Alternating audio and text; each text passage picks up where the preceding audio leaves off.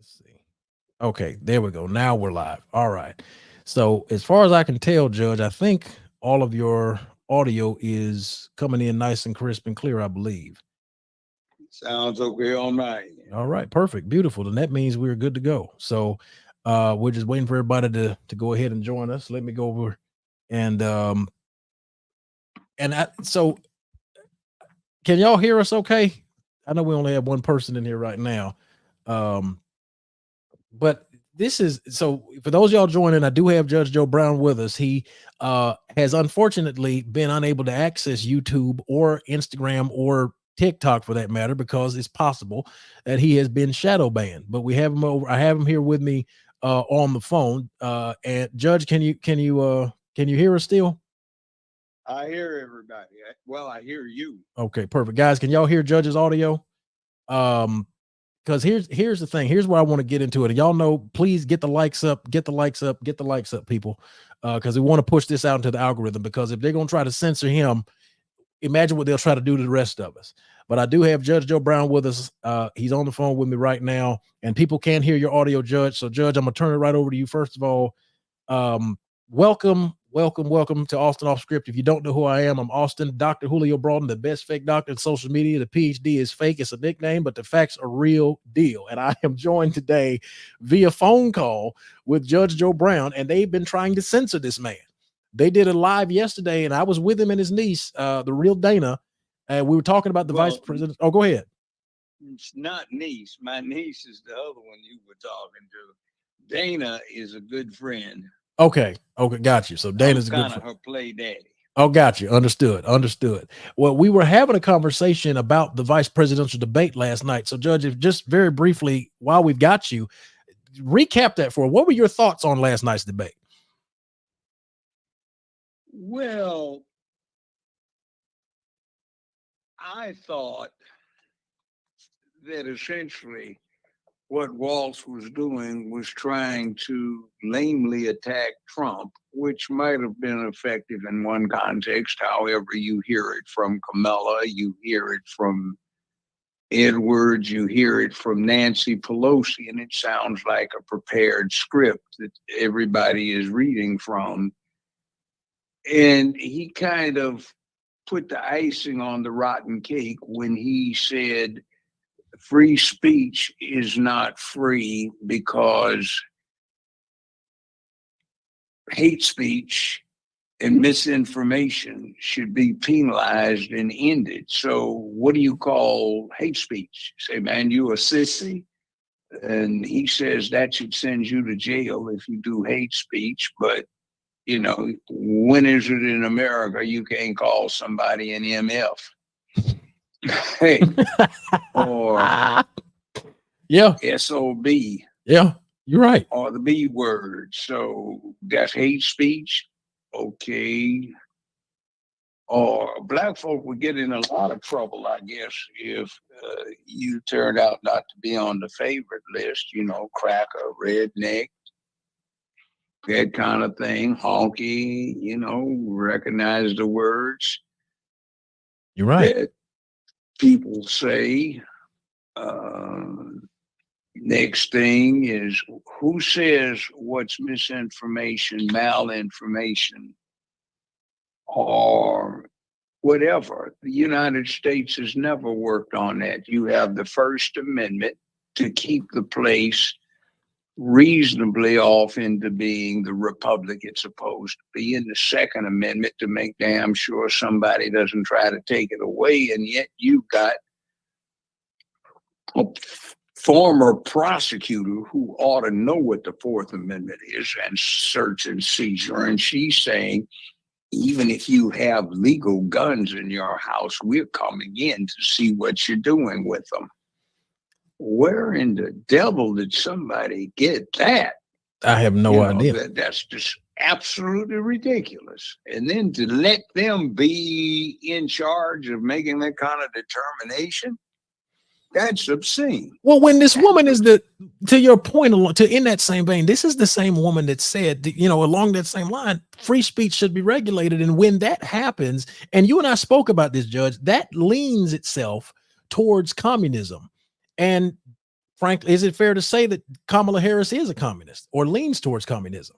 It's worse than communism, because communism has as its primary objective an equalization of the condition of humans. She talks that, but she's not even talking that really, because she's lying, and she doesn't care about black men. She doesn't care about straight men. She only cares about that rainbow coalition. You see, so that becomes fascism, because unlike the communists, which are misguided as they may be, they're talking about universalism, universal good. And the fascists don't talk about universal good. They talk about bettering one group at the expense of another. Absolutely. Adolf and the boys did it, getting on Jews and everybody else supposedly of this Aryan, blonde-haired, blue-eyed super race to profit over the Untermenschen, the under people, or undermen, or the subhumans. And in this case, we actually have a real live Aryan, Kamala Harris. And by the way, real live Aryans look like her, not blonde-haired, blue-eyed types as envisioned by the Nazis. They told a lie long enough and loud enough to get everybody to believe it. And to this day, you have the Aryan Brotherhood, Aryan Nation, and the resurgent Nazis who think Aryans are blonde-haired, blue-eyed. They're not. The technical term for most Indians is Indo-Aryan, Aryan. And they come from the Indus River Valley. Before that, from West Asia. And they did have something to do with the settlement of Germany, but they didn't come from the far north. So it's not unexpected. And the name Nazi is an acronym in German for National Socialist Workers' Party. So who do we have now that constitutes National Socialist Party? Forget the workers and add United States instead of Germany. Who do we have today that matches that? The same clowns that have this script that they're trying to tell you with a straight face, which I find is absolutely insulting. There would have been no civil rights. There would have been no civil rights but for the First Amendment. And she's talking about she wants to restrict it. And Harris was being spoken through walls. Everybody was putting spin on what their front candidate was doing. Yeah. Although I must say that Vance came up with an immeasurably better one. He was articulate, and I'd say Trump made one a hell of a home run with the bases loaded type choice when he picked Vance to be his running mate. Many people question that. Yeah. Yeah, but did you hear that part where he said, didn't you criticize Trump? And he said, I learned from him. You know. He did. He did say that, yeah. So what can you say? The man covered it. And then you have the stupid feminist out there saying he was disrespectful to women because he overrode the moderators instead of respecting their authority. They were wrong in their attempt to do a fact check. And they didn't do all of them that they should have, particularly with Tampon Tim. Well, and that is the point. It was a hell of a Yeah, that's the point I wanted to take it to. That clown show with Trump and Kamala Harris. Yeah, absolutely. Yeah, Imhoff. I don't want to call her Harris. Right. She's married. Oh, you're right. You're absolutely right. A very wealthy Hollywood Jewish in-crowd lawyer. Now, is she trying to hide from everybody what she is doing? She's trying to hide from everybody that she adopted two grown Jewish children of the man.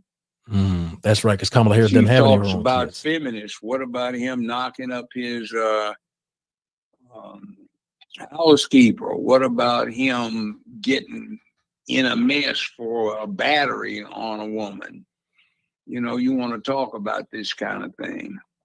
Even into that, along that same vein, there has been, I don't know if, well, you did, because we talked about this. You saw, not Kamala, but Candace Owens did a bit of an expose and an investigation into her alleged paternal grandmother not actually being her genuine grandmother. There have been, the genealogy of Kamala Harris has been under more and more scrutiny around the same line, along the same lines as Barack Obama. And I remember several years ago, you yourself spoke to the fact that Barack Obama's legitimate name at one point was Barry Soetoro. Yeah, he got adopted by Lolo Soetoro, which actually was kind of an AKA because that's not even his real name. See, he had another life. He started off in one sense where he got into the business of Obama's mother when he was international executive vice president for Standard Oil, but he also ran the death squads at the same time for the Indonesian army. So, if I'm not mistaken, back in the late 60s, the U.S. blocked service of a warrant from The Hague against him for mass murder to the tune of 500,000 people he was supposed to be responsible for wiping out.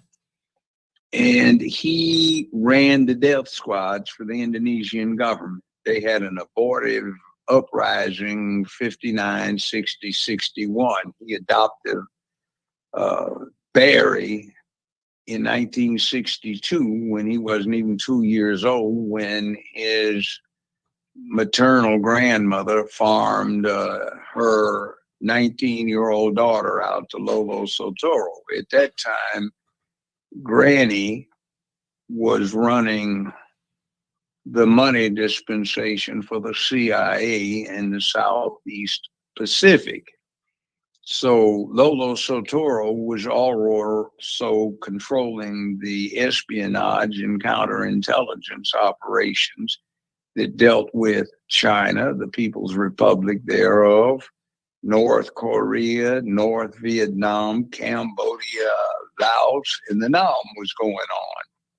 So Lolo Soetoro had been dealing with George Herbert Walker Bush, who founded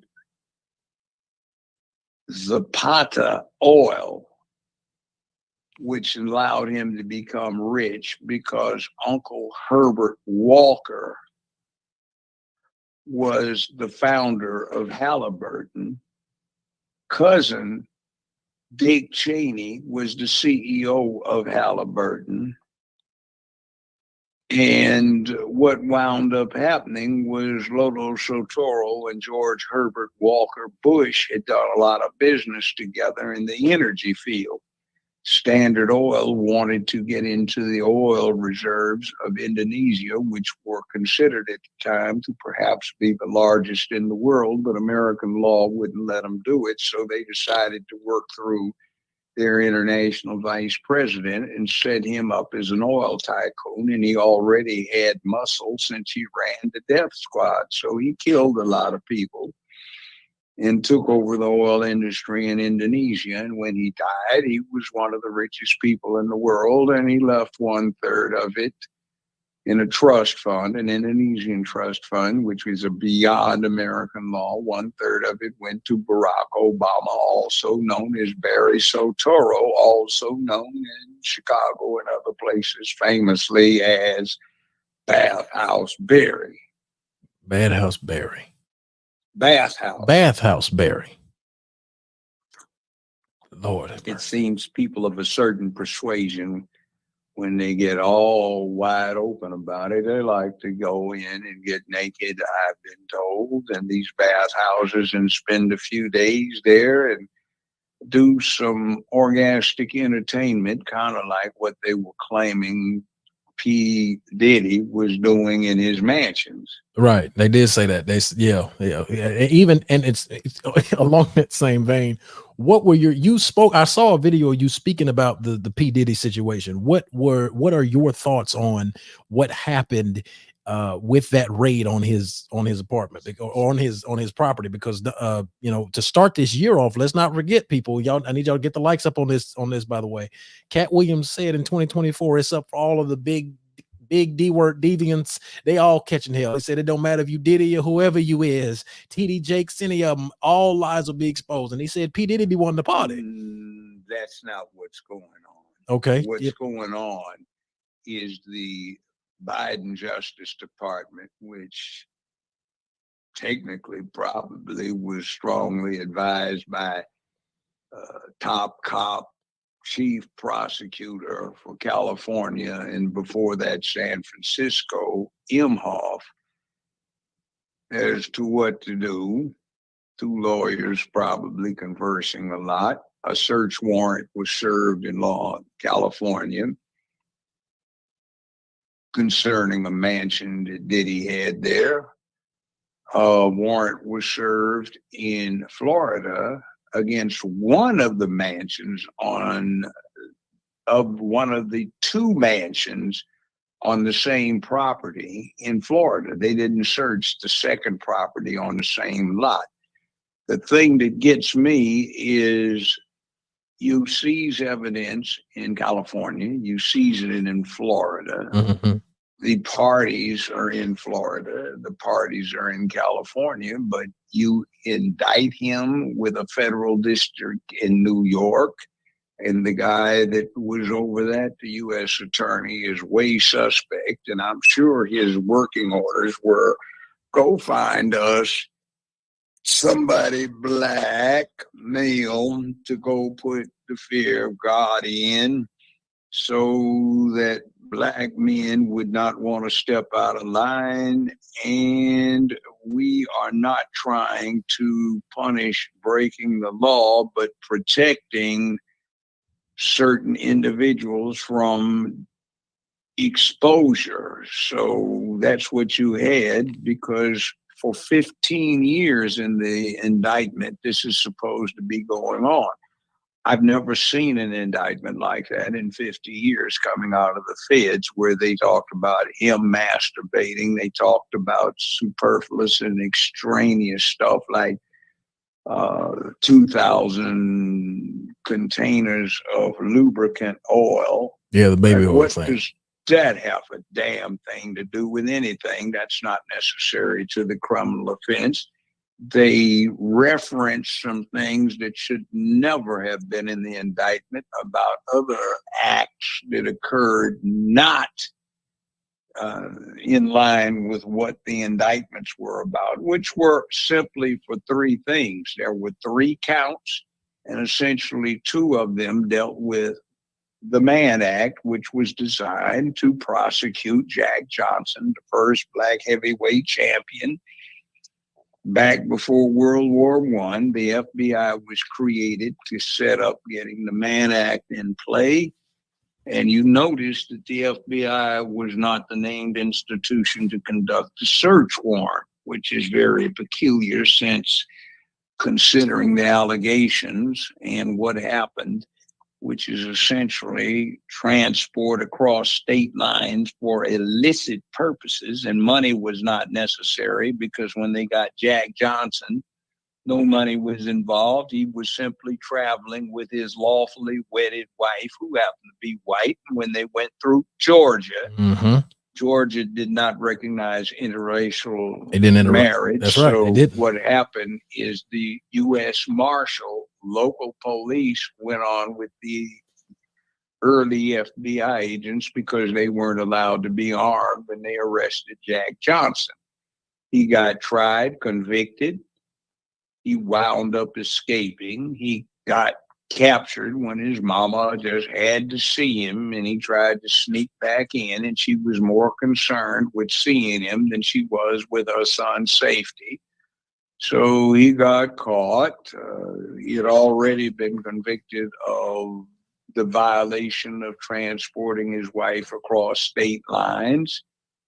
And he got more time actually for the escape, and he served the sentence in a federal penitentiary. And when he was released, shortly thereafter, he got killed in a one-car wreck in 1946. Now, Jesus. it's interesting that Obama boy refused to pardon Jack Johnson posthumously, Yeah. but Donald Trump did. So it was wait a minute. So it was Donald Trump that pardoned Jack Johnson and not Barack Obama. No, Barack Obama flatly refused. So, but I thought gives you an indication. Remember, Donald Trump's supposed to be a racist. Yeah. A lot of the people today don't know who Jack Johnson is, but Jack Johnson was Muhammad Ali, Joe Louis, all on steroids, because he was a black man before World War I, when there was apartheid in the United States. There was Jim Crow and intense segregation. The Klan was at its absolute height. And here is this unbeatable black man that didn't fight in 15 round fights, 12 round fights. They had 38, 41 in one fight. They had 57 rounds. And that was till somebody couldn't move or got knocked out. They even had a provision for people recovering from knocked out if it went that way, and they agreed upon it before the fight. Jesus. So if you want to see what it's like, James Earl Jones just passed this last weekend, and he played Jack Johnson in The Great White Hope. You should see the movie if you can find it on cable. It's an excellent one and pretty much details what happened. So, but there you go. Now back to Waltz and come Queen Imhoff. This goes back 15 years. 10 years ago is when she married her Jewish lawyer out of Hollywood. That's her business. And he had a lot of influence in communications and in the entertainment industries. That's when people stopped getting on Kamala in the press in California, because the LA Times used to get on her and reported all of her wrongdoing, who she was having an affair with, etc.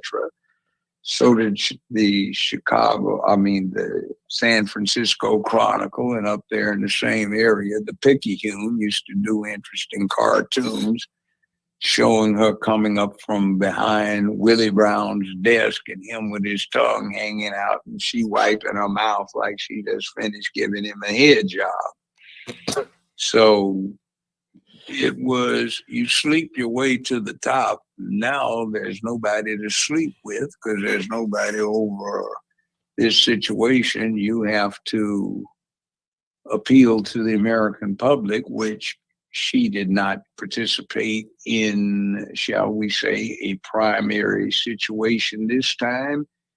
And in 2016, she withdrew early because her candidacy was a disaster. She did. And she got picked for DEI. And a lot of the woke Negroes, no, she didn't, that's being racist. Well, if you are on X, you know that people have been playing recordings that were Biden back in 2016. And he says, no, 2020. And he says, diversity, equity, and inclusion, which are the watchwords of the Democratic Party, demand that I select Kamala Harris as my vice presidential running mate. Mm-hmm. So her boss said DEI. He didn't use the initials. He used the full words. Jesus. Diversity, equity, and inclusion. And that farce when you had the Black Journalist Association down there and that idiot woman was talking about how dare you infer that it's a DEI hire. She said, that's what Biden said. And it's exactly what Biden said. You can You know what? On X, and it'll be played for you quite often. Along that same vein, Judge, I want to get your thoughts on this while I've got you. First of all, guys, for the 32 people that are watching this, I know we had some technical difficulties earlier. If y'all would like this stream, I need the likes through the roof. I need the comments through the roof. Let's push this out to as many people as possible. If you have, just now joined us, I have Judge Joe Brown with me on the phone. We've got him here. Did you watch, Judge, the interview that Trump did with the Black Journalists Group? Did you watch that interview? Yeah, that's what I'm talking about. Right. They wanted to jump him about being a racist because he said she was the DEI. DEI. Exactly. That's what I was talking about. The truth of the matter was Biden said in the interest of diversity, equity, and inclusion, I have to nominate Kamala Harris, but she's never won a primary. She has, and this time she wasn't in any. No, she was so not. They just picked her because she can pass for being colored. and she's an embarrassment for that. It's clear she is an Indian, a Hindu. Yeah. But what has she done for her own people? Well, she enjoyed the parties and support they gave her in California, where they have a strong presence, all while she was using the money that Willie Brown got for her, the connections he made for her, starting when he was Speaker of the House for the California legislature, and continued when he was the mayor of San Francisco, and he got her using his influence, a job on a medical review board that, with the exception of her, was composed of people who were over 65 years of age and had a lifetime of experience in the medical industry. She had none. This has been 30 some years ago. She was getting paid a nice sum of $72,000 a year for showing up for one meeting a month. Wait a minute. Go back. Hold on. $72,000. Did y'all catch that? She was getting paid $72,000 a month to show up to a couple of meetings. One meeting a month. Excuse me. All right. Sometimes two, for perhaps a total of 15 hours. He got her set up again, and she got a raise to $122,000 a year for showing up on 2 meetings a month that would last a total of about 8.5 hours, since they were about 4.5 hours apiece. She missed 20% of those meetings, but she made $122,000 a year. She was 30 years old. This was 30 years ago, and she's 60 this month. You have to get it. Right. She's not a young tender. She's an old lady. And they do wonders where they install the nice program modification, so she comes across looking like she's 40 years old rather than a wrinkled 60 with chicken chin and waddle neck. So they help her out a lot. And she's always dancing and cackling, and frankly, the kind of cackling and hyena laughing that she is famous for indicates some mental health issues. She's a psycho. And you notice what she laughs with. Oh, there were 10 people that died. Or I put them in jail.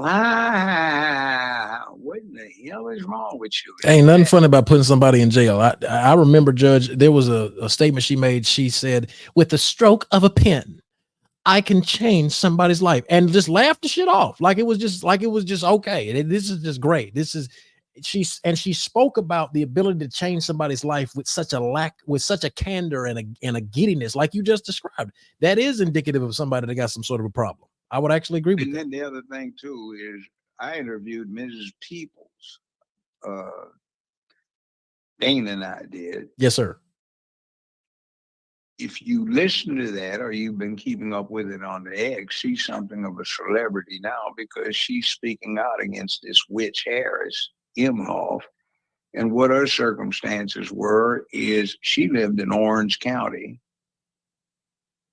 And in Orange County, she was living there to get a break for her daughter, who was 9 years old at the time and suffering from sickle cell, not the trait, but the disease. And the girl was in agonizing pain quite often and missed a lot of school because she was in the hospital. The I's were dotted, T's were crossed, doctor's excuses, description of the condition. The mother had set it up so that a school teacher would come visit her in her home. And when Imhoff got elevated from San Francisco's district attorney to attorney general for the state of California, and she talked the legislature into putting her truant parent thing in law, she decided to set up Miss Peoples. So Miss Peoples had been begging for help. It appealed to Harris Imhoff. And instead of getting the expected help, although she was told that some people were coming to help her, Harris, with her wicked, evil self, had set up with the press an ambush. So when Miss Peoples came to the door, what would happen is it wouldn't be help. It was law enforcement to arrest her, handcuff her. She didn't even have any clothes on. Fortunately, one female officer said, let her put something on. So she got to put that on. And when she went outside, there was this whole lineup, this cadre of news reporters and cameras, and they perp walked her to the car to make an example of her. So instead of helping out with a horrendous situation involving her daughter, she was persecuted. And then you see some of the things that they have out there simultaneously. She had just been arrested on Harris Imhoff's instructions, and Harris gave a press conference, and she was cackling like a mad hyena. Jesus. Insane. And the thing about it is the woman wound up having to go to trial. She got acquitted. But in the process, her daughter was now 13 years old, not 9. And courtesy of this witch, Imhoff, she was hounded so badly that she had a stroke at 13. She couldn't speak for several years. Jesus Christ. She taught herself to speak again, and she's 22 now, and she's paralyzed on her right side. She can't use her right hand.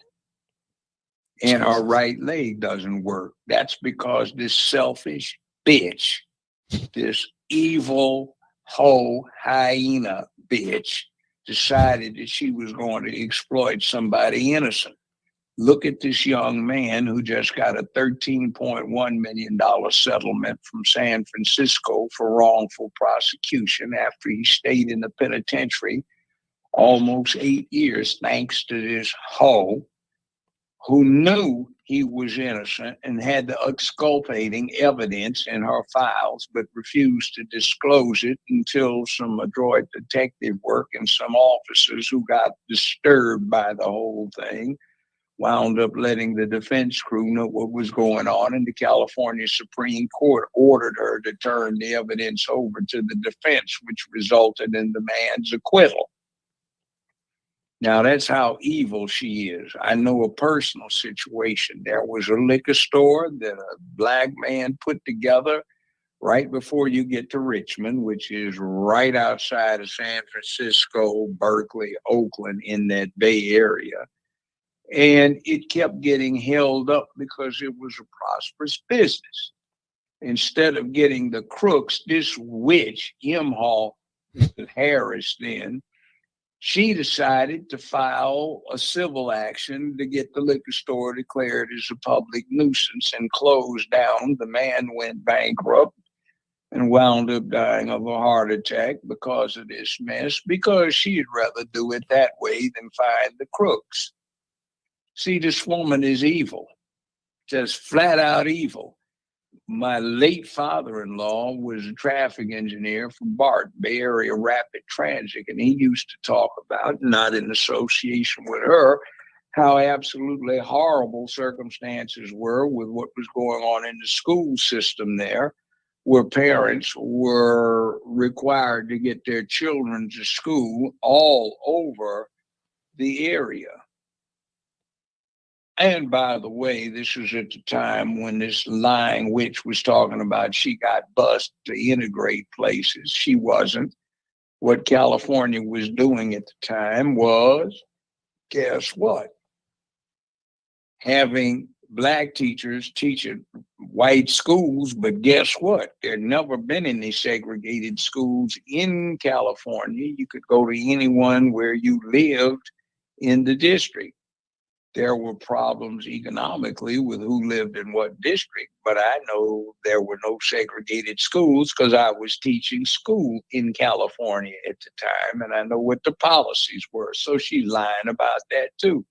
Both of my parents were school teachers, and I know that occasionally they hustled the teachers around, but not the students. They did put in busing, but that wasn't for purposes of integration.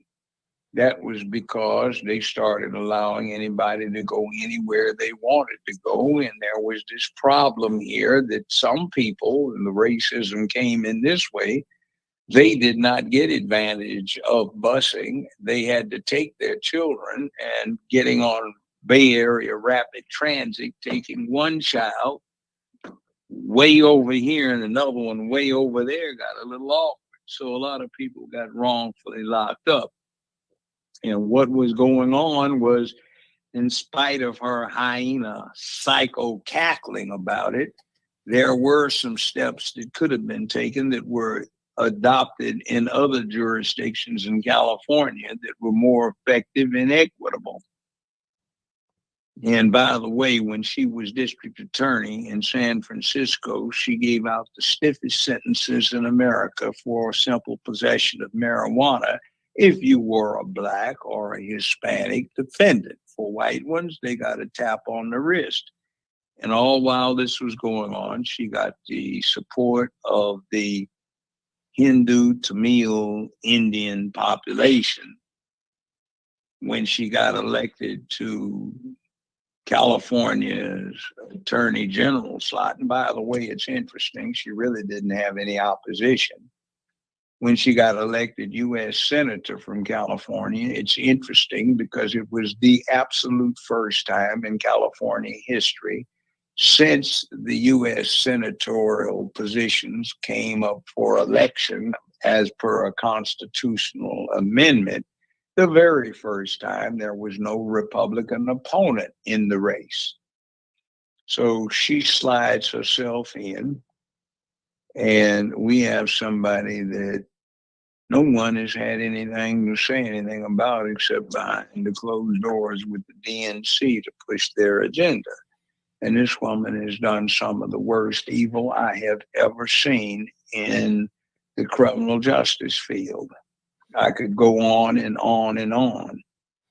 And I have a personal disclosure to make. yes, go ahead, so please. You'll understand I'm not exactly neutral on this. I had a woman working in my office that my ex-wife hired. She also got hired by a number of other black celebrities in California, mostly up in San Francisco. She was supposed to be a financial expert, but it turned out she was lying about that, and she embezzled more than $15 million from the group of us. Jesus. Well, most of the cases were up in San Francisco, so Kamala Harris consolidated them. She took 5 years to do the investigation and let this woman plead out the $35,000 in theft. The sentence was 5 years, 4.5 suspended, 6 months to serve. She allowed this woman to serve the time in LA County at Sybil Brand. She showed up. She sat on an intake bench for 5.5 hours. She was told to go home. That was marked as time served. So for 5.5 hours sitting on a bench, she got to steal $15 million. She got $1.5 million from me. And she was only required to pay back $35,000, none of which she paid. And Harris wasn't even interested in finding where the woman ran off to. That See, explains just a complete witch. Right. Other thing too, I had some properties in California.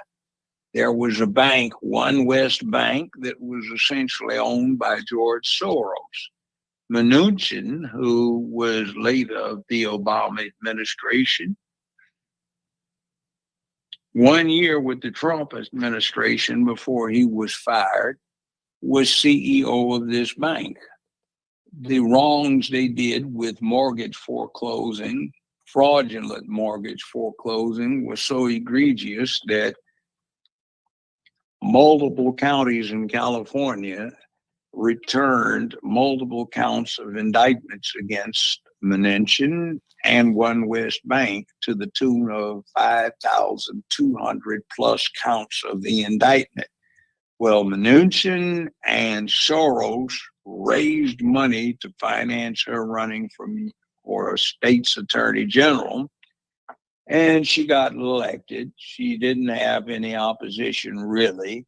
And what she did is within a couple of weeks of getting into office, she consolidated all of these cases, which she could do under California law, and dismissed them. And 3 weeks later, Soros sold One West Bank for $3.42 billion.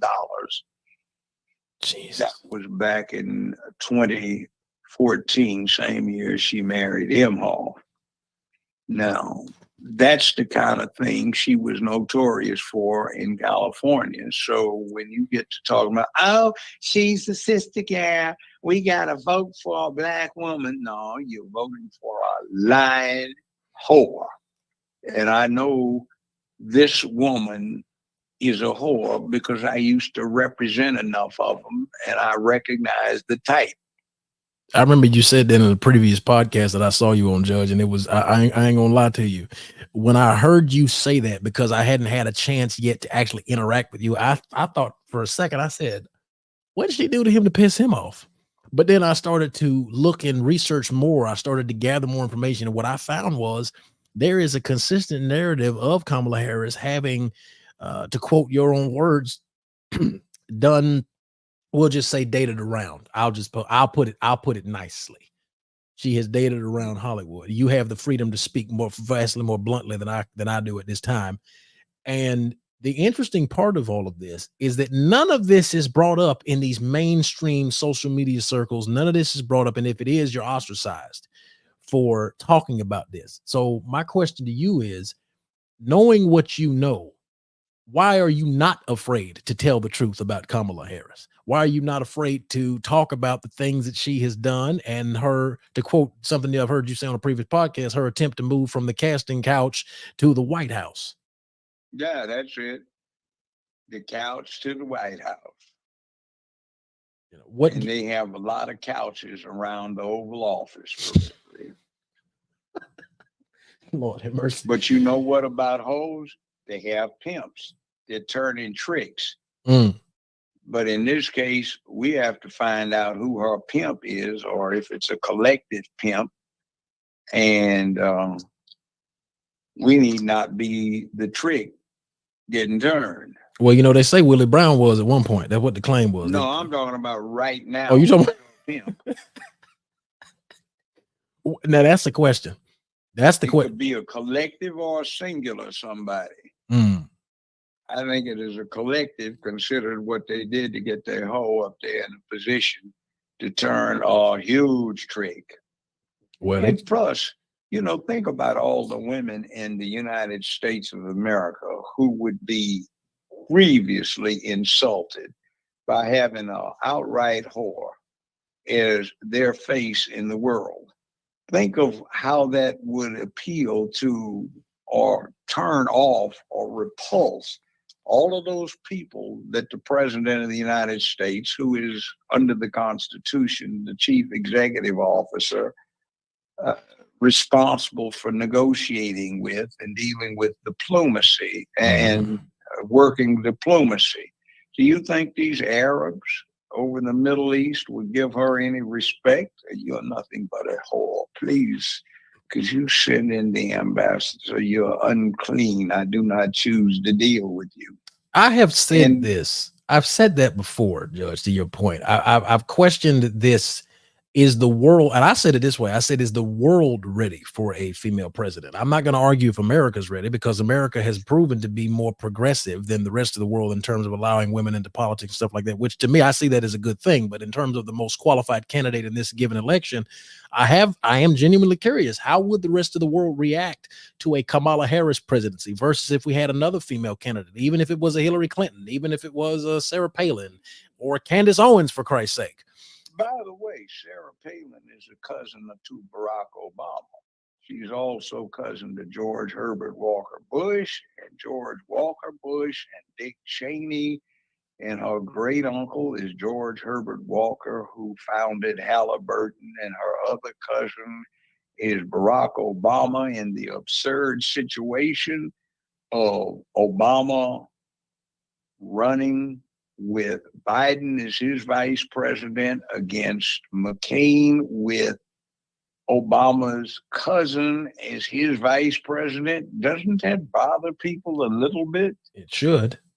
I would Keep actually it all in the family. But aside from that, since you mentioned Sarah Palin, yes, sir.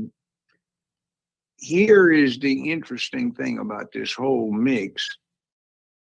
What they're doing with this DEI thing is very interesting. If I can give you an analogy, let's supposing that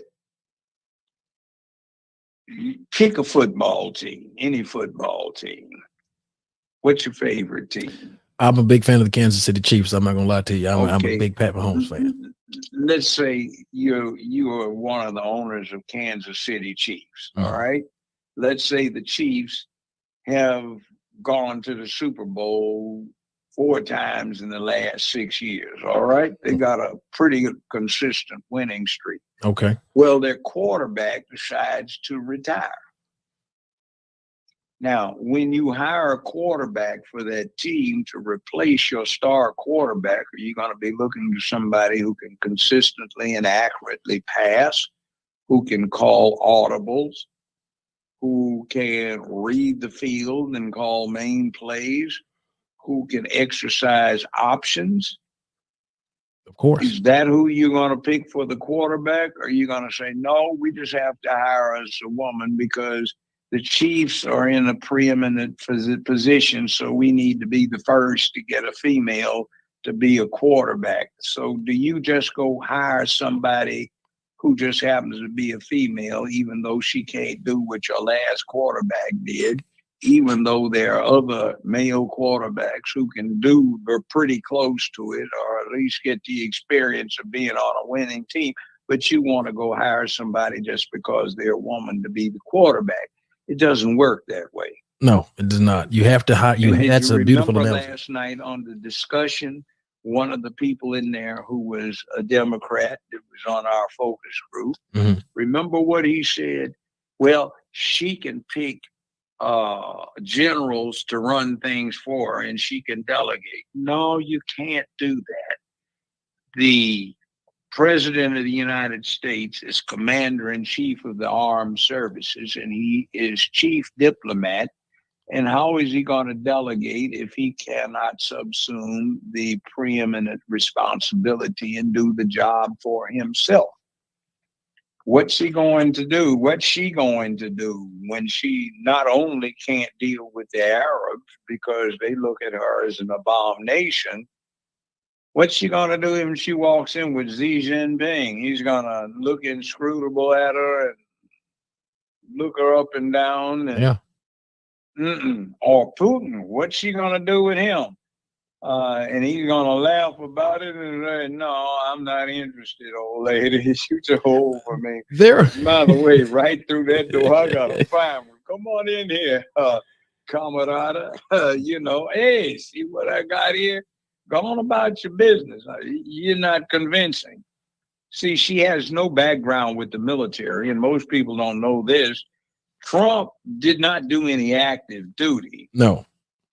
But he actually was in a military academy. Right, he was. Yes. So he does have some knowledge of the military, and he has been an executive officer running a large financial empire.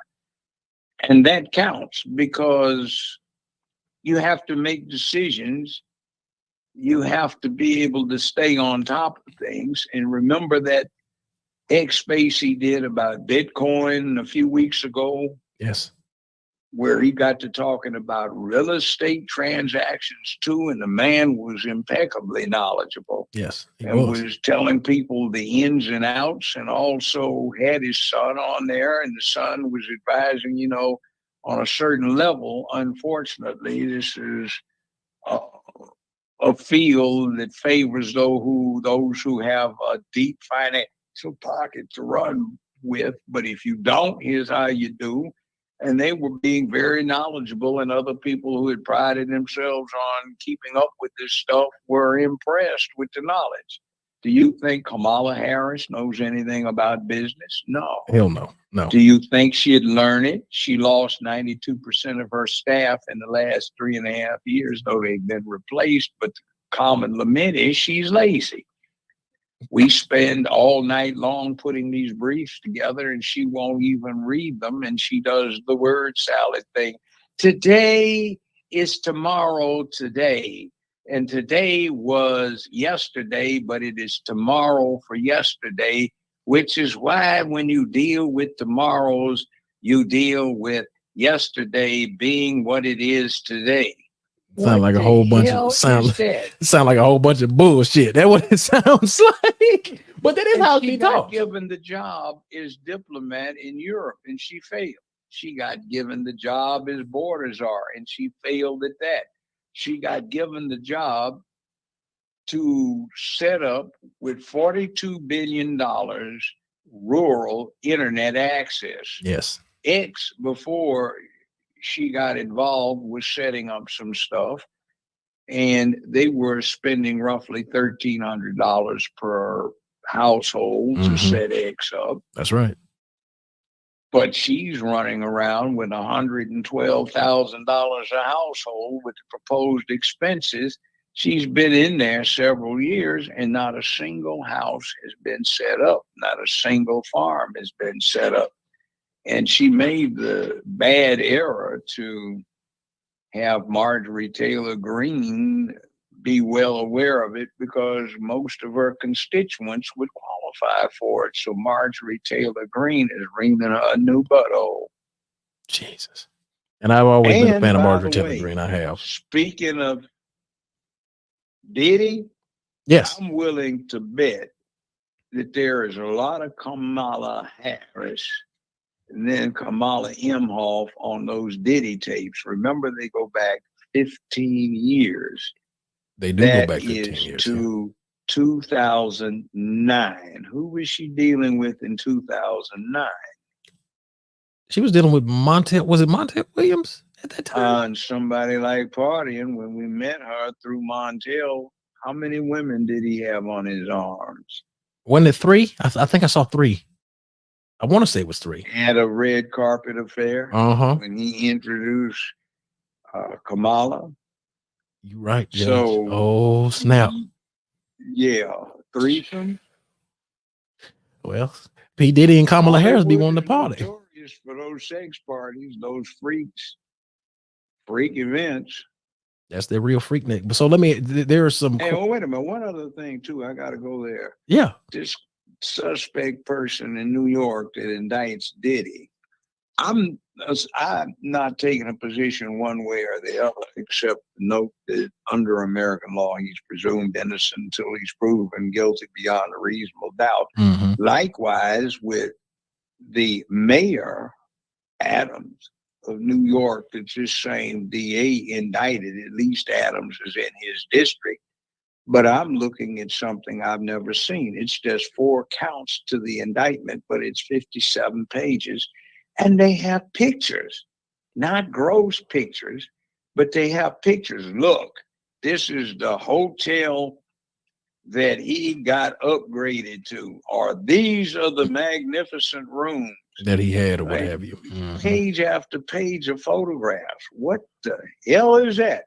And the other thing is, I swear, in 50 years of being involved in this game, when the feds indict you, say for Diddy, what their typical indictment would read is between 2009 and the return of this indictment, 2024, the defendant did engage in the recruitment and transport or causing to be transported or induced to travel across state lines for illicit purposes.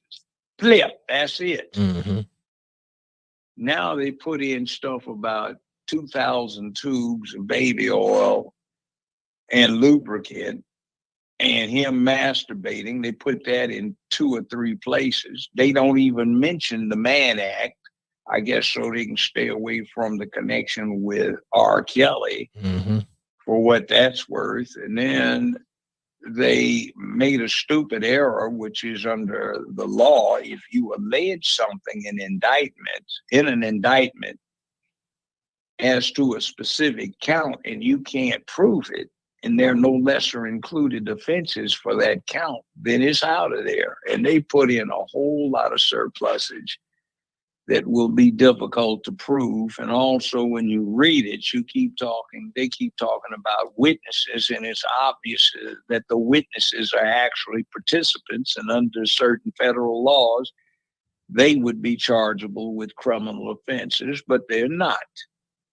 So the other thing that gets me is, see what they did with R. Kelly. They took advantage of the fact that he got indicted in multiple jurisdictions.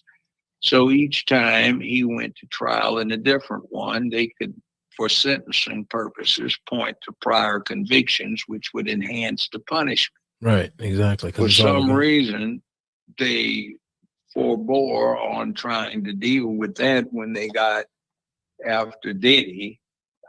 Going to New York instead of going in California and in Florida, which would be logical since the acts they're complaining of took place in those 2 jurisdictions, not New York. See, there's got to be a strong connection. There's got to be something that says before the return of the indictment, these things occurred, and they occurred in the federal district in question. See, that's also, by the way, something that came up with Letitia James when she went after Donald Trump. And did you see that thing that the New York Supreme Court was doing with her when they were interrogating her? They told her a new one too. Like, how do you manage to say somebody is getting victimized when they claim this is the standard procedure? How do you do this? This is industry standard. What's your proof to show it's not? The other thing is how do you get away with evaluating a Florida property at $13 million, Mar-a-Lago, which is assessed for $84 million in Florida for tax purposes? How do you get away with no experts and nothing to say you accept Letitia James's allegation that it's only 13 million? How do you do that? Don't you recall, counselor, the charges that go to the jury? Ladies and gentlemen of the jury, statements and remarks of the counselor are not evidence, but are simply designed to assist you in understanding the law and in applying it to the facts. When did you get to be a witness? What is your expertise to state an opinion when it comes to real estate evaluation? You don't have any. Hell no, they didn't have any.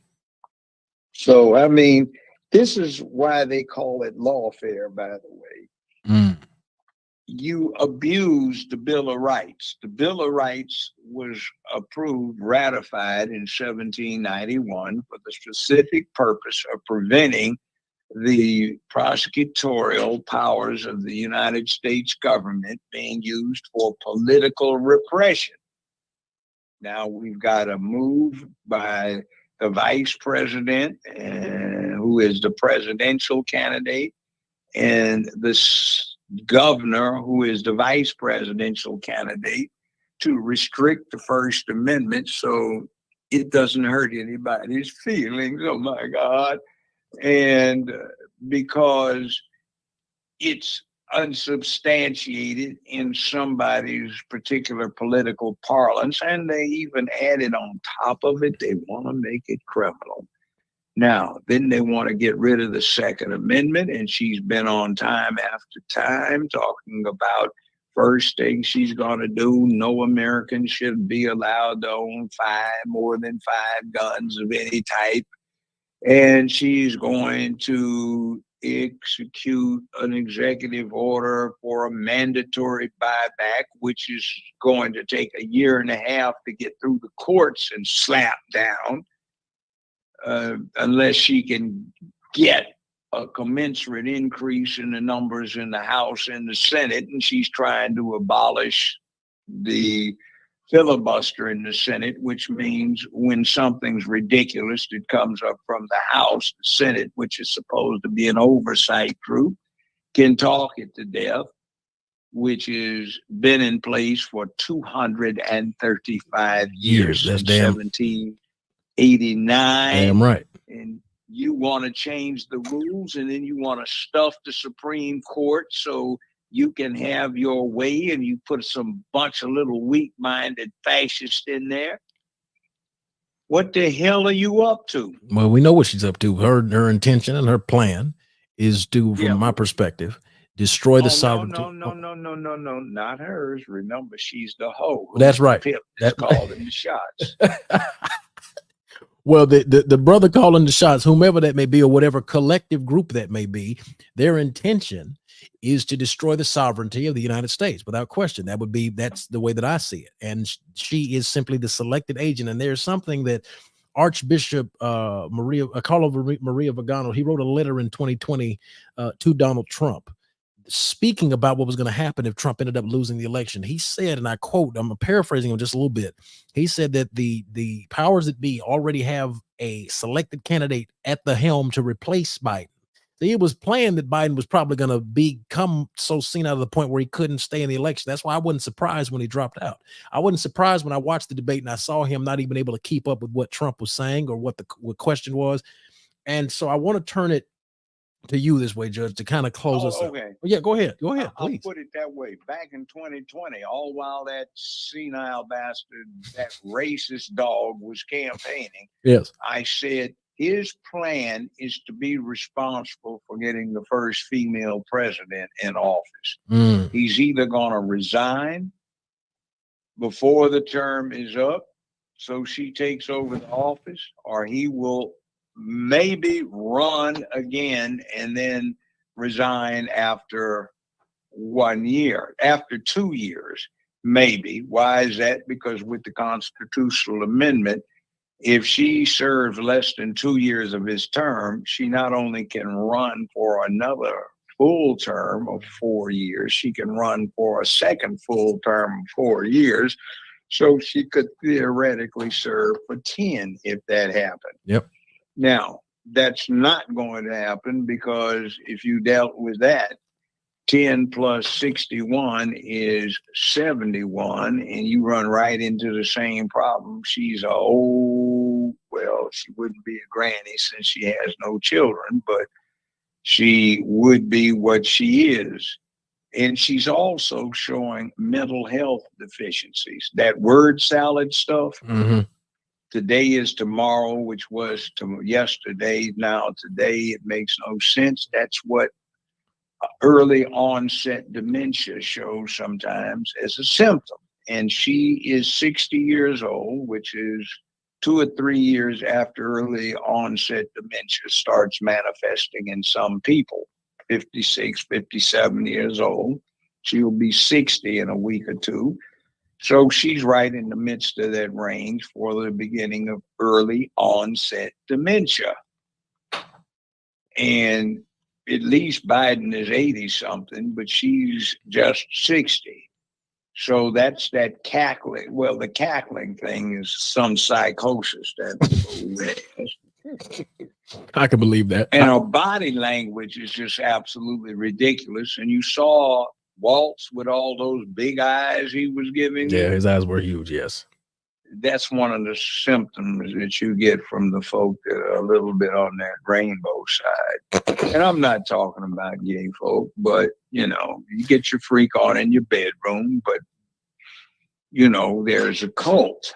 Absolutely. Just like all Christians did not support Jim Jones and drinking Kool-Aid at large church picnics in Guyana. And by the way, Willie Brown was a strong supporter of Jim Jones, and so was Nancy Pelosi. That's insane. And they were endorsing Kamala Harris, who lent her support to Jim Jones too when she was real young. Jesus. So how sick does it all get? It gets bad. That's another little strike too. So just because you're Islamic does not mean you support Al Qaeda nor ISIS. Absolutely. That's not what it means at all. And just because you're gay does not mean you support this rainbow cult, because LGBTQIA plus includes trannies, and a lot of lesbians, particularly, they can't stand trannies. They see what they think is a fine girl they like and go over and it's got a dick. They don't want that. Or, you don't want the real. You want the real deal. You don't want the bullshit. I feel you. So let me. And wait a minute. There's one more too. The Emmett Till anti-lynch bill. She and Cory Booker, who's also highly suspect, are responsible for. Oh, we need something to protect black folk from lynching. You have enough laws on the books to do that. But the problem is it has nothing to do with lynching, because the new anti-lynch bill does not require that anybody get killed. It does not require the action of a mob. It could be one person. In other words, let me break it down this way. There is something unique about it. It, for the first time, interjects sexual orientation. So let's supposing that you are a guy. You broke up with your old lady. You go out with your homeboys. You go to a club, and there's what looks to be a PYT in a short, tight dress. And she's got big boobs, implants otherwise. They look interesting. And she's being sexy. And the guy and her are exchanging spit in the shadows and drinking wine or bourbon or whatever, vodka. And then as they are slow dancing over in the shadows on the floor, the guy says, "What's that?" He backs away a step, looks down, and this thing's got a heart on. He said, "What the? You mean you are a dude?" And he bust him in the jaw. Now that's lynching. All he did was hit him.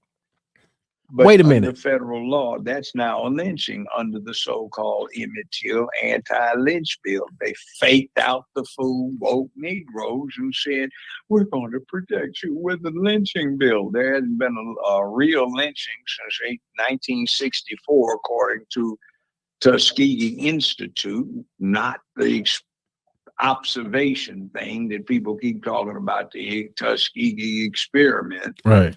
But the actual black institution that had Booker T. Washington and George Washington Carver associated with it, and the Tuskegee Airmen, the Red Tails of the 332nd Fighter Group of black fighter pilots in World War II, which, by the way, has now been declared the high-scoring U.S. Army Air Force unit in Europe for the last 9 months of the war.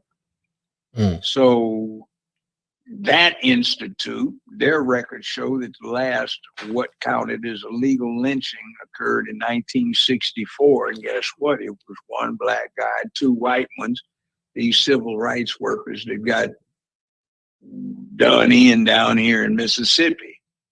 And by the way, all lynchings are not black victims. Ever seen one of these 1940s, 1950s black and white Western movies where the sheriff says, "Boys, ain't nobody gonna take this prisoner out of my jail. We's gonna give him a fair trial before we hang him." That's right. That is what a lynching is. You're right. Yeah. Absolutely correct. So this thing where busting some dude in the mouth because he's faking what he is now becomes lynching under the law. It was a fake. The bill was introduced by Conyers in 1997. It kept getting tabled until before she left the Senate. She and Cory Booker collaborated with Juicy Jesse Smollett. And remember when he faked that mega lynching? And by the way, Chicago police, whom I interviewed, some of them, said that they got it on video at a Halloween costume shop the week before Halloween. They've got him buying that very noose. And they had traffic cameras and security cameras showing him putting it around his own neck on the day in question. Jesus Christ. So they got video evidence of him. Yeah, and by the way, he's Kamala's nephew by marriage. Jesse Smollett is Kamala Harris's nephew by marriage. That is wild. That is wild. Yeah. See, so, and the day it happened, there is an interesting group picture where Kamala's in there and Juicy Jesse is in there. And he also belonged to a gym club in Chicago, and he told everybody that he was going to do this quite a few weeks before he did. So they had a whole bunch of witnesses they interviewed, and I know one of them. He's a cop now, so yeah, interesting. It's very interesting. So to close us out, then, because we've been at this for over an hour, and I've enjoyed every second of this. So someone in the chat wanted me to ask you this: what do you think is going to happen in the event that Donald Trump does not? Well, how have they wrote this? What do you think is going to happen, Judge, in the event Donald Trump fails to secure the presidency? What do you think the timeline is going to look like for the United States upon Kamala Harris taking office? I think it'll look like this. Problem is that honestly, they cheated the last time. They said that there was no cheating, but 2 days later, they issued their special report for Memphis, Shelby County, Tennessee, which is where I live. And they said, once again, this election was not a fair and appropriate election because the machines are hacked as they have been since 2000. As a matter of fact, 2008, which was 12 years before that, the Justice Department had put up the money to replace every single machine because they were hopelessly corrupted and subject to hacks. That California had issued an instruction manual on how to do so nobody else used it. So either they're lying 2 days later when they tell Shelby County that, or they were lying 2 days earlier when they said there were no discrepancies of any significance anywhere in the country. And now we find in Georgia, Arizona, and other places that once the facts are actually coming in, not the limited situation that didn't give the courts anything to rely upon, now we find there was gross and widespread cheating going on. And then look at California. It's against the law to ask somebody to identify themselves when they vote. Which is, that to me, Judge, is pure bullshit. I do not understand. Wait a minute, it sets up an interesting thing. If they don't get the House, what happens is, even if they get it, the House will be as it is right now, and it's majority Republican. The House can reject the Electoral College count from California because there is a federal law under Title 18 that says only American citizens can vote in national elections. They put exceptions to them voting if they also have local elections or issues, but there must be a way to determine and ensure that they do not get access to any ballots with the federal offices on it. So they'll have to have two ballots for the election, the one that has the federal offices on it and local for citizens, and the one that only has the local office for non-citizens. But here's the rub. if you don't ask them for ID, how do you determine who's who? You don't. So that would invalidate all of California's electoral college count, and the House would be well within its rights and duties to refuse to accept it, which knocks out the majority of the popular vote, the margin that Hillary got when she lost to Trump and that Biden got when he was a recipient of California's votes. And it might be very interesting because they have the greatest number of electoral college votes, and that might doom them to losing the election. And although it was the next item up on the agenda, January 6, 21, it's called the Confidence in Elections Act of 1877, and this lying propaganda machine known as mainstream media won't tell you what that means.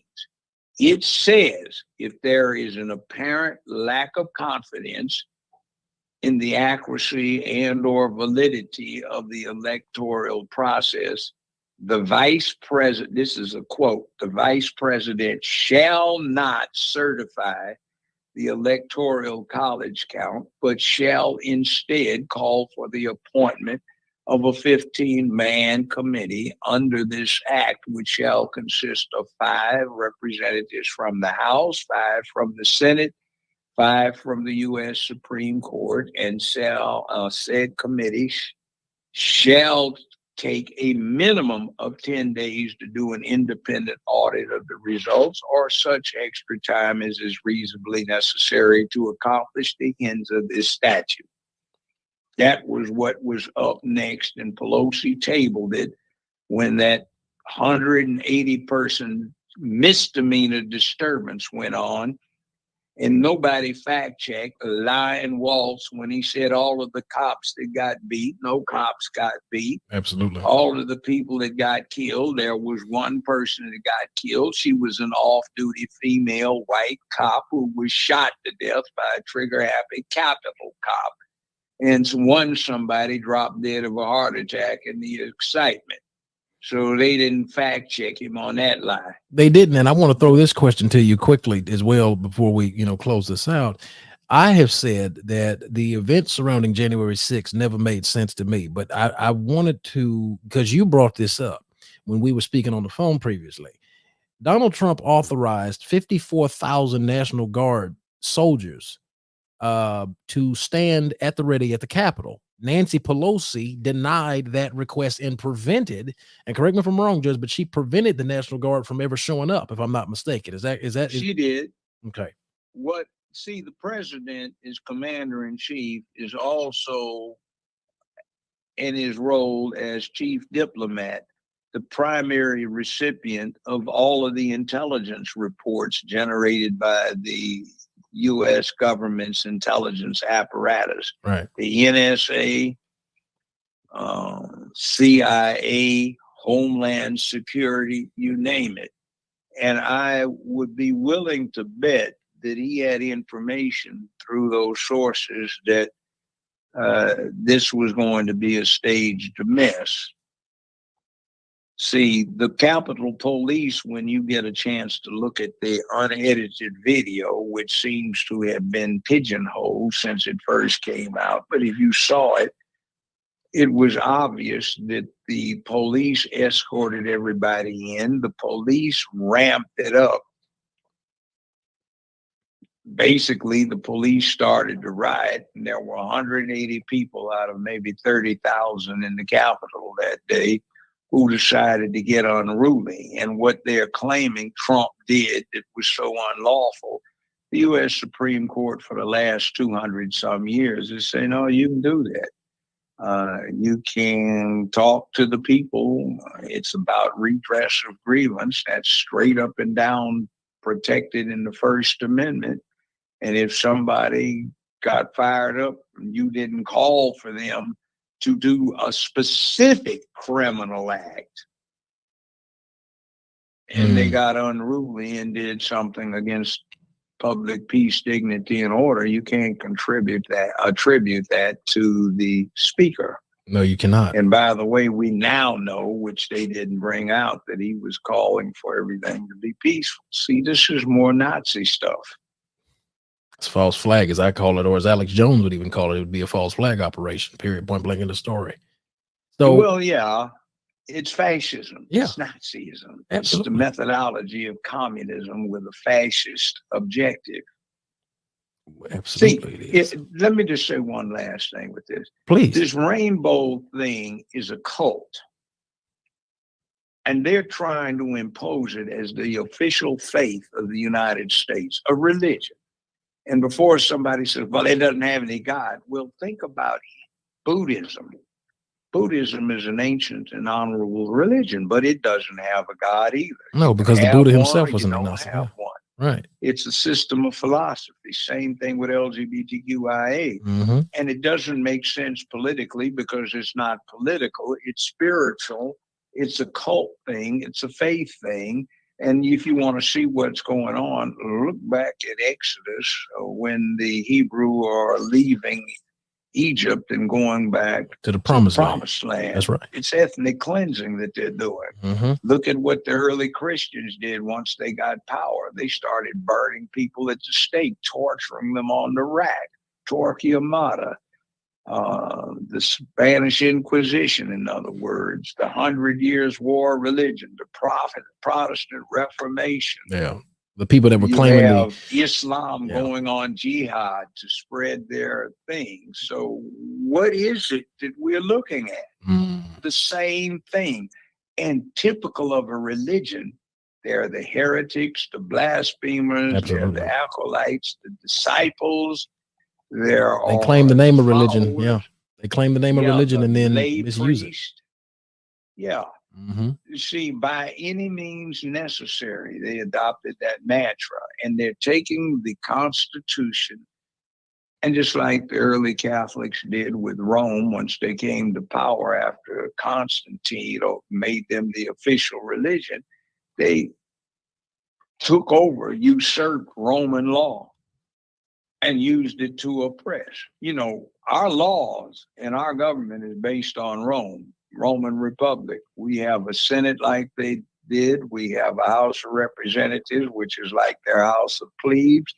You had a right to jury trial in Roman law. You had a right to be represented by an attorney. You had a right to an appeal. And instead of going to a Supreme Court, they had one court beyond their equivalent of the Supreme Court. It was the mob. You could press your case to the Roman mob and they could acquit you. So we base a lot on that, but we have the same thing that happened all that time ago. We have some religious zealots who are trying to overthrow the spirit of the government and impose their tyrannical way by any means necessary. And anybody that is not in agreement with them has got to go. Now, what do they stand for that no other religion or philosophy has ever tried to accomplish? They are against the development of normal human character. Every single religion has some core elements when it comes to character: duty, honor, obligation, responsibility, accountability, making where you live a better, safer, more secure place, filled with economic prosperity, sense of purpose, morality, and ethics. And what is their mantra? No guilt, no shame, no standards. You can't hold anybody to anything. Just do what you want. Do as thou wilt. You can be a coward. You can be a craven curmudgeon. You can do anything you want so long as you want to, and nobody can hold you to account. That's the only widespread cult of faith that has ever come up with that. Jesus. And that's what they're trying to do. And that's who I think is pimping this whole. She has adopted it because guess what? She's got a stake in the outcome. See, if we hold her to standards and ethics, she's a hoe. She's not fit to hold the position. And I know people will say, well, what about the men? But the bull doesn't have the same rules in the herd that the cows do. No, I mean, that's just reality of the There's situation. yes, reality, nor in the rest of the world. But she wants all of those moral compass standards to suddenly disappear and so dissipate. she can't be held to them.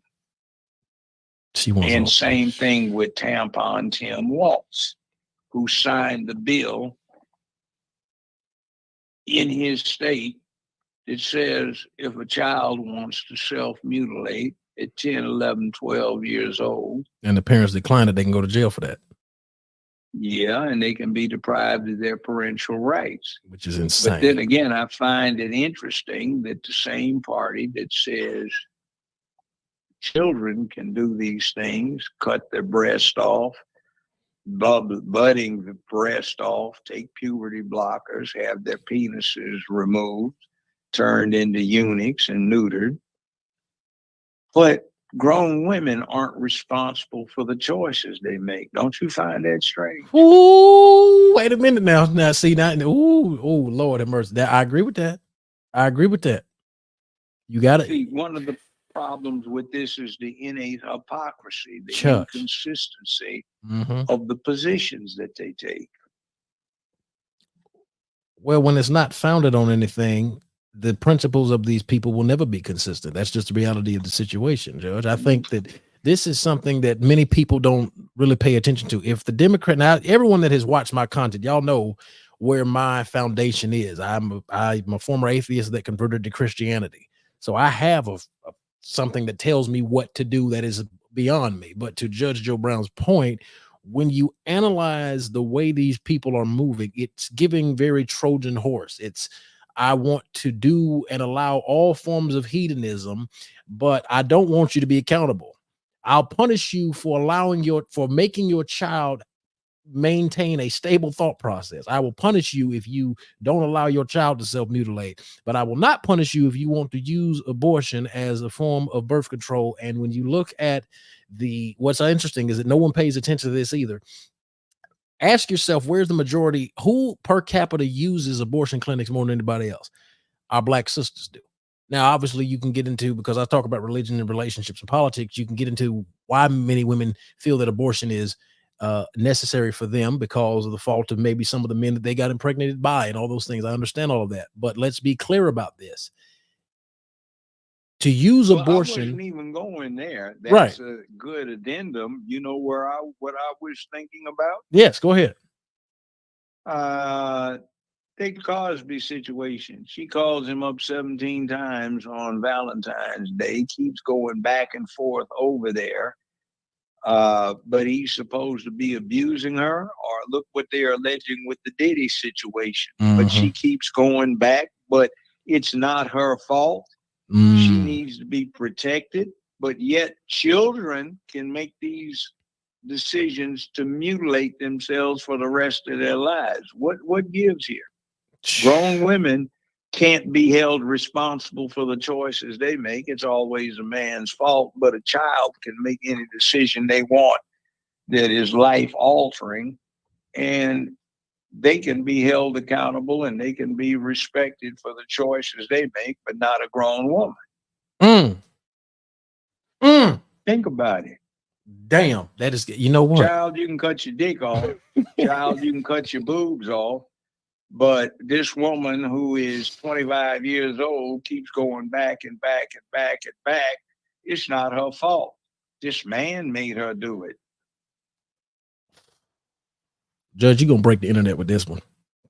I'm gonna tell you right now, you gonna break the internet with a statement you just made, because that's true. Because it's men making these decisions. So it's because they're the ones in power creating this sort of narrative. And this is insane. This is ridiculous. I'm telling you that I've never heard it put that beautifully or that plainly, Judge. I have to tell you. Thank you. That's it. That's it. There's nothing else to say after that except, damn, we got to wake the hell up, people. So if you've watched this video to this point, we've been at this for literally almost an hour and a half. And I have to say, Judge, one, if you're open to it, we got to do this again. Well, yeah, one more last point. Yes. These feminists are trying to come up with a new type of rape, a felony rape known as rape by seduction. Wait a minute. Elaborate on that now. Hold on. What? Now, here's the way it works. Let's say that you take your date out. It's springtime. Right. You have a great dinner, wine, dine, candlelight. You go for a walk in the park because it's a nice night. You're holding hands, my place or yours. You pick a place, the two of you go over there, you get to kissing and hugging. It gets hot, wet, and bothered. The clothes come off. Sex occurs, and everybody's smiling. But these clowns who don't know how to deal with a man don't want children, but like Vance says, they want kitty cats. Don't want to use their kitty cat for the purpose, but they have cats, they're cat women. They want to call this rape by seduction. What they say should happen is that you should call some woman up and say, look, I'm horny. Let's have sex this Friday. We can go out to dinner. I promise it will be good. We can have sex if you want. Okay, where are you going to get? You don't approach the thing like that. And no man in his right mind approaches the dating scenario. Like, no man is calling saying, hey, will you sign this form to agree to consent? That's bullshit. Yeah, I know, but there are people on the net, some of them who conduct these counseling sessions for guys that can't get laid, and they give them stupid advice like that, but it doesn't work. Dumb as shit. That's dumb. So what happens is you're supposed to take her to dinner and say, all right, you want to keep going with this plan to have sex. When we get through, we can walk in the park and just make it a sham, and if something comes up, I'll ask you again. And then when you get in, okay, now that we're naked, do you want to have sex? Okay, fine. And then you're supposed to ask once you get into the middle of it, can I keep going? And then you're supposed to ask permission whether or not you come, and all this other shit. Nobody would ever get laid. And the truth of the matter is that's not the way Mother Nature is set up. No. Maybe you've heard me say this. When you look at a human being, what are you looking at? I remember you said that before. Yes. A successful screw. I'm polite. I didn't say the F word. You're looking at a successful screw. There was a successful screw. 9 months later, something popped out. Amen. And after some years, it matured. And if it got appropriate acculturation and socialization, it has a successful screw. Something else pops out, and every human on the planet Earth is a successful screw. Except maybe a few unfortunates that got test tubed. But, that's the name of the game. So these people who are completely out of touch with their humanity want some kind of special circumstance because they resent the way the dice got thrown, 49% of male, 51% of female. So they resent the fact that they came out with the 51%. So they want to overthrow Mother Nature. But that's a long, long period of time you're trying to reverse in 5 years. So it's just rank stupidity to do that. And it's a lack of courage and responsibility. It's a shirking thing where you refuse to accept your obligations to conform as a male or female to what Mother Nature has laid out and expected of you. Men are supposed to provide, protect, and give guidance, and women are supposed to nurture and advise. Or nurture and advise. I left that one out.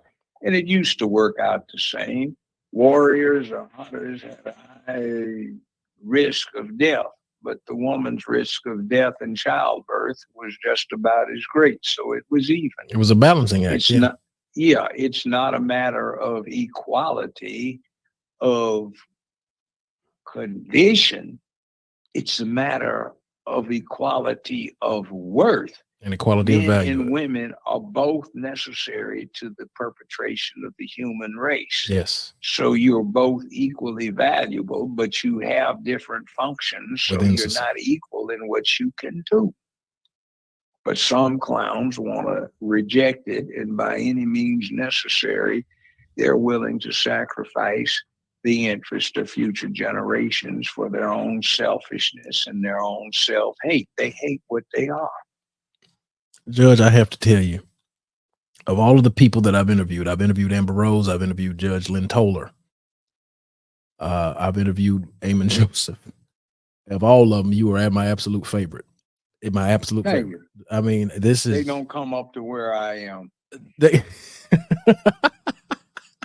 I don't. Special. Oh no! You something different. You in a whole different bag, Yeah, brother. I know that. And see, the other thing is too, I got another thing they don't think about. And it ain't just, I think I'm special. It goes this way. Yea, though I walk through the valley. alley Mm. in the shadow of death, I fear no evil because I'm the baddest MF in the alley.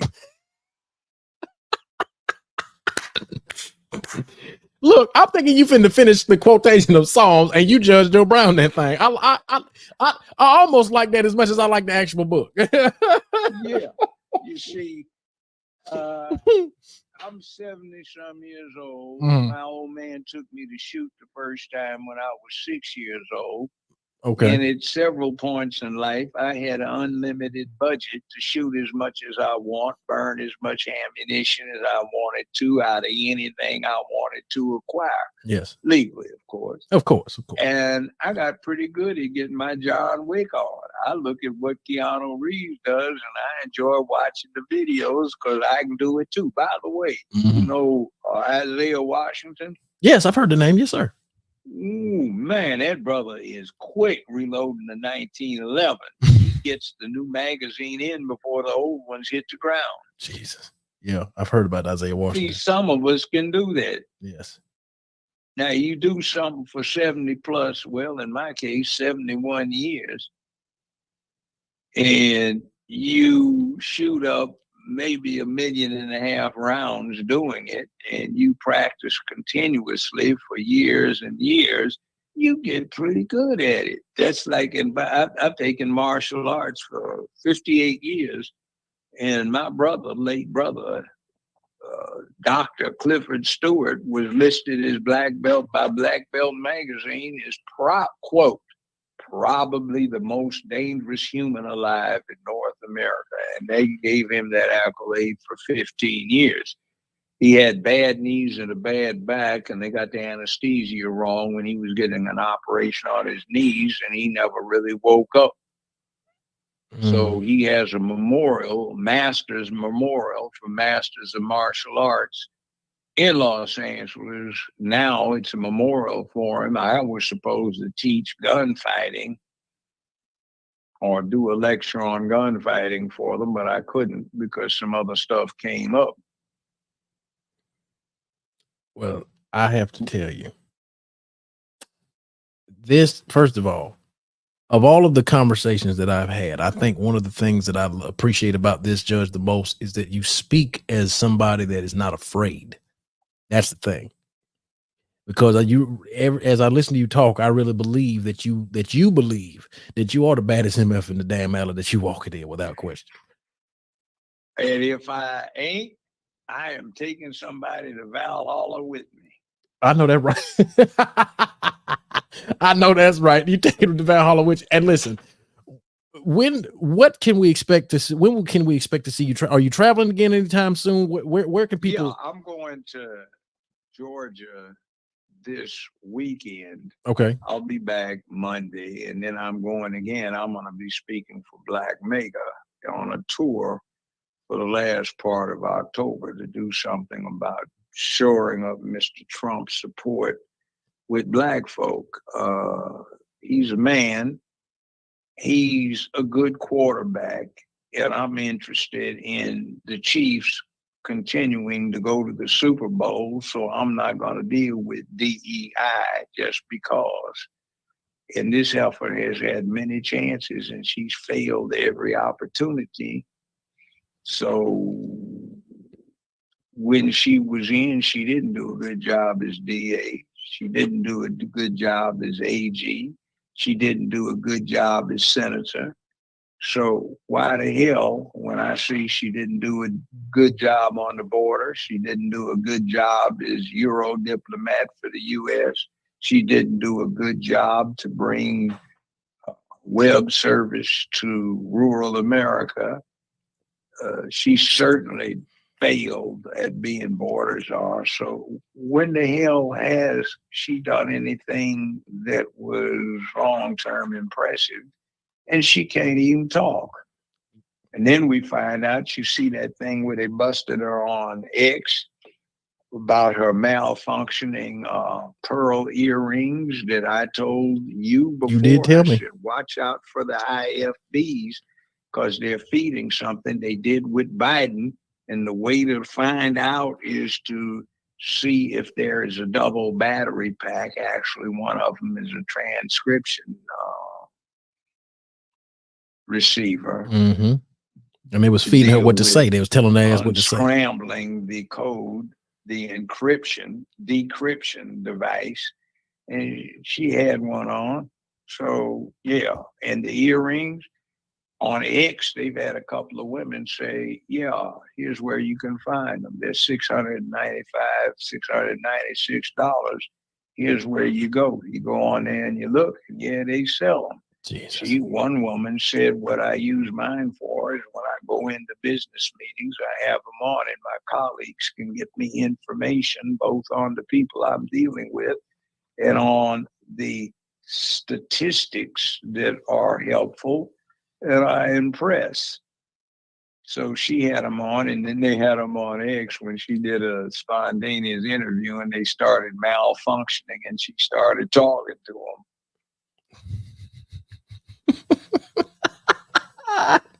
That chick does not have an honest bone in her lying ass. And I'll say this, I've been at this game law, mostly criminal law, for a half century. Yes, sir.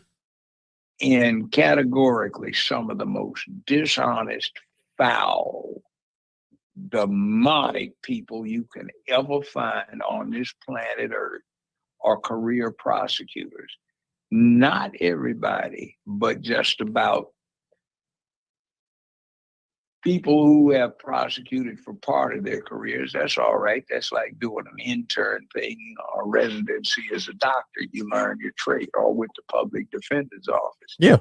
But people who have become career prosecutors, and that's all they've done until they've had decades under their belt, they don't do too well. They get cynical. They get ruthless. They forget all about the concept of justice. And one of the things I keep wanting somebody to ask this, which is, when you were district attorney, when you were attorney general, when you were an assistant DA, how many times did you stand up in front of a court and say, Your Honor, in the interest of justice, the state wishes to drop the prosecution? How many times did you say that? That the judge didn't make you say, Counselor, General, what have you got to say? What stand up, General? What have you got to say? Amen. I want to hear the word. The court wants to hear the words. Well, Your Honor, say them. Your Honor, in the interest of justice, the state's recommending that the charges be dismissed. Thank you. Let that be so. Jesus, she never said it, I would imagine, because she has become corrupted by the damn system. And that's what we're fighting against in this election. Someone that has been corrupted by the system versus someone that sees and wants to change and combat the corruption of the system. And another thing for black folk, they're treating Donald Trump like he's a black man. They are. Don't you think that somebody who has seen intimately how that works is more likely to give you some relief than some clown that's trying to make it bad, spend a career trying to mess you up and put you in prison, ruin your career, use you for some selfish ends. Don't you think that somebody who has been on the receiving end of that is more likely to do something for you than somebody who hasn't? Somebody who, don't you think someone that has actually experienced more of the criminal justice system from the criminal side is more likely to do something for you than somebody that has put people in that position? She ain't never been inside of a jail. She don't know what it's like to, she don't know even what it's like to get a damn mugshot taken. Judge, see, this is why you one of my favorite people, because you don't, there is no BS in nothing you just said. And I didn't even think of it like that. They are definitely treating Trump like he's a black man, because the vitriol that the media is throwing at him, the hatred that is coming his way on a consistent basis, it gives the indicators of a black man that makes a mistake and gets up and you know, has committed a crime and he's ostracized. Trump is fitting that bill literally to the letter. And as Andrew says in the chat here, he said, not to mention Kamala Harris has the worst attrition rate of employees under her ever. Totally an abysmal track record. 92% of people that work for Kamala Harris says she's lazy and they left her alone. Now, if that ain't some shit to go home and think about, I swear, oh Lord, I don't know. Like Bernie Mac, I swear, oh Lord, I don't know what is. But then see, the comeback was like that guy. I don't want to repeat myself, but I'm going to. That guy that was on the focus group last night. Yes, sir. You were on there too. He said, well, she's shown that she will bring in good subordinates to handle these things, even though she doesn't have any knowledge of the military. No, you are the commander in chief. See, if you don't know what you're listening to, looking at, or you don't know the map table and what's happening and the overall circumstances, you have no business being the commander of any damn thing, because it's your responsibility. And Harry Truman said it 74 years ago. What did he say? The buck stops here. Judge. And Kamala Harris has never said that. It's always somebody else's fault. Lord have mercy. Lord have mercy. You know what? So we've gone at this for almost 2 hours, and as it is almost midnight, Judge, I do have a question. I would love personally to do this again. I don't know about you, but I would love to do this again, because this dialogue right here, I'm telling you, is going to break the damn internet. And I think that because you are somebody that has the ability to just say what the hell it is. You do. There's no pandering. There's no sugar on the shit, as they say. And I would submit to everybody that has watched this, Judge, where can we find you? Are you on X still? Are you able to access X? I'm on X. Okay. You can find me at Judge Joe Brown TV. At Judge Joe Brown TV. Okay. So if y'all are not, okay. You can also, although we've been smashed with Blog Talk Radio not being able to function for a couple of months, you can get me with Valerie Denise Jones on Fridays. I do a thing with The Real Dana, and you can find that at The Real Dana 7 on X. And Valerie Denise Jones is Valerie Denise on X, at Valerie Denise. Okay. We deal with a man up thing, and it's about taking responsibility for your circumstances as a man and rising to the occasion and doing what your obligations demand of you. It's not be all you can be, because you can be a goddamn fool. It's be what you ought to be. I know that's right. Absolutely. And Judge, don't you go anywhere, because I'm going to talk to you after I end the live stream. But people, if you have liked this, make sure you like this video. Make sure you share this. You know where to find me on TikTok at Real Austin Off Script, on Instagram at Austin Off Script, and on X as Dr. Julio. So it with 2 underscores. So again, y'all know, go from this place with the love of God in your hearts, the peace of the Lord Jesus Christ, who is the living God. One more thing. Yes, go ahead, Judge. Go ahead. Talk to us. One more thing. Yes. If you want some of the best barbecue product you ever tasted, Judge Joe Brown Barbecue. You can get it on Amazon, and if you have Amazon Prime, they'll deliver it free in 2 days. It comes in spicy and mild. We also have seasoning. We have also chicken links, beef links, and Beyond Meat vegan links. We have those smoked and raw, hot and mild. And we have some other things, but you have to go online to get those at Judge Joe Brown, JJB Barbecue, BBQ. So that's JJBBBQ.com, and you order it there and you can get it. Well, Now, that's it. I didn't mean to cut you off. No, sir. You listen. Let me tell you something. Because first of all, I need some of that barbecue sauce. I'm a huge fan of it, so I'm gonna be ordering me some for sure. You had it yet? No, sir. I haven't tried it. I have not tried it, but I'm definitely gonna order me some for sure. Most definitely.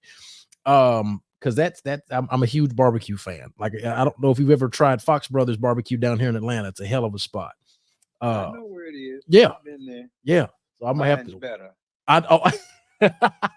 Listen, I believe that. I'm gonna hold you to it too. So I'm gonna look.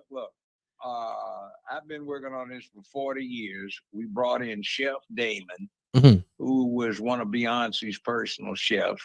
Here in Los Angeles. He's got a place called D's, as in Delta, Original Takeout Grill. It's on the corner of 79th and Western, down in the hood, cat a corner across from a church. Okay. You can get it done in a way with some of the products on beef, pork, poultry, fish, duck, chicken, turkey. You can get it on lamb, goat, things like that, or beef, greens too. And he made the stuff fit to go in Whole Foods and Sprouts and healthy for you. We have the links put up by a sister who runs the only Black-owned USDA certified meat packing plant in California, and it operates out of Compton. We collaborate on a great smooth bourbon whiskey that's on the level of Blanton's, Booker's, Knob Creek, Bullet, etc. Maker's Mark, and that's by a beautiful Michelle Dukes, and it's called Poppies. PAPI''S. It's after her grandfather, who was a moonshiner down in Mississippi. It's good stuff too. And we have as one of our investors and an active participant, Miss Tiffany Haddish. So she's in that too. And we have Cliff, Aswad, and Rod. And they handle the business stuff. Aswad also honchos a firm called Celebritunity that I'm an investor in. And we do television and motion picture production. And he was a producer for me and also for Judge Judy back some years ago. Oh, wow. So you have a collection of talent surrounding not only the barbecue sauce, but the bourbon and everything else. See, now yes, indeed. Okay, so see, this is why you are also again one of them ones, because now I need to try your bourbon, because I just tried for the first time a bottle of Shannon Sharp's his cognac. Now I have to try your bourbon, so now I have to expand my palate some That's more. Michelle Dukes bourbon. Michelle Dukes. Poppies. Okay. She lives in Los Angeles. Okay. She runs a string of senior citizens rest homes. Okay. Okay. So Michelle Dukes, Poppies. I got it. Poppies. Okay. So, and we know to find you on X, and we know to find you on the radio program, and y'all already know where you know where to find me. Austin Off Script on all platforms except X. I'm Dr. Julio, or you can type in Dr. Julio on all platforms. And remember, it's just a nickname, folks. Relax. But with that being said, go from this place with the love of God in your hearts, with the peace of the Lord Jesus Christ, who is the living God incarnate in human flesh. You put him first, he'll put you above all the rest. Character is going to be the word of the day to close the show. Without character, you don't have anything. Thank you. Of course, Judge. It has been duty, honor, and obligation. Absolutely, and that is summed up. That is definitely summed up in the word character for sure. But Judge, manhood. Absolutely. Without that, I mean, you don't have anything else outside of that. If you can't define what manhood is, how can you actually be a man? That's the key. There it is. And a lot of the rainbow crowd can't do that. I'm not talking about, there's some strong gay folk. Hell, historically, look at Julius Caesar or Alexander the Great. They were real badasses. But this thing now where, the next time the Titanic goes down, all the men going to stand up and say, lady, you and your child have my seat on this lifeboat. I'll drown and go down. Well, they got to have Or you going to get some little sissy tranny ass jumping up. I'm taking this seat. See, I got on a dress. Mm-hmm. That's a punk ass. And go throw him on the other side of the boat and show him the sharks, assuming it's not freezing water. Well, you know what? You got a point. This seat is taken. No. We need it for the biological women and the biological kids. and people. By the way, that's probably hate speech and waltz and hyena, tampon waltz and hyena. Imhoff would probably want to prosecute you for they'd want to restrict that speech. Oh yeah, of course they would. But then I would ask them the same question Matt Walsh has been asking people. Well, what is a woman? What is that? Yeah. But people, again, it has been an absolute pleasure. So make sure you like, comment, and subscribe. And guys, y'all have a good one. All right, sir. Be cool.